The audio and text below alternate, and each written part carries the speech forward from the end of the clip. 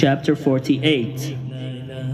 After this, Joseph was told, "Your father is ill." So he took with him his 2 sons, Manasseh and Ephraim. When Jacob was told, "Your son Joseph has come to you," he summoned his strength and sat up in bed. And Jacob said to Joseph, "God Almighty appeared to me at Luz, in the land of Canaan. And he blessed me, and said to me, 'I'm going to make you fruitful and increase your numbers. I will make of you a company of peoples, and will give this land to your offspring after you, for a perpetual holding.' Therefore your 2 sons who were born to you in the land of Egypt before I came to you in Egypt are now mine. Ephraim and Manasseh shall be mine, just as Reuben and Simeon are. As for the offspring born to you after them, they shall be yours. They shall be recorded under the names of their brothers, with regard to their inheritance.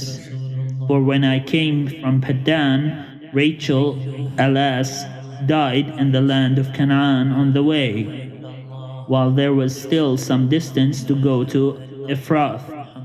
And I buried her there on the way to Ephrath, that is, Bethlehem. When Israel saw Joseph's sons, he said, "Who are these?" Joseph said to his father, "These are my sons, whom God has given me here." And he said, "Bring them to me, please, that I may bless them." Now the eyes of Israel were dim with age, and he could not see well. So Joseph brought them near him, and he kissed them and embraced them. Israel said to Joseph, "I did not expect to see your face, and here God has let me see your children also." Then Joseph removed them from his father's knees, and he bowed himself with his face to the earth. Joseph took them both, Ephraim in his right hand toward Israel's left, and Manasseh in his left hand towards Israel's right, and brought them near him.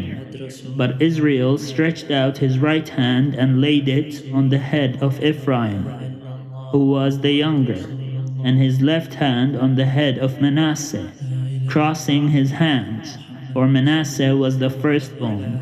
He blessed Joseph and said, "The God before whom my ancestors, Abraham and Isaac, walked, the God who has been my shepherd all my life to this day, the angel who has redeemed me from all harm, bless the boys, and in them let my name be perpetuated, and the name of my ancestors, Abraham and Isaac, and let them grow into a multitude on the earth."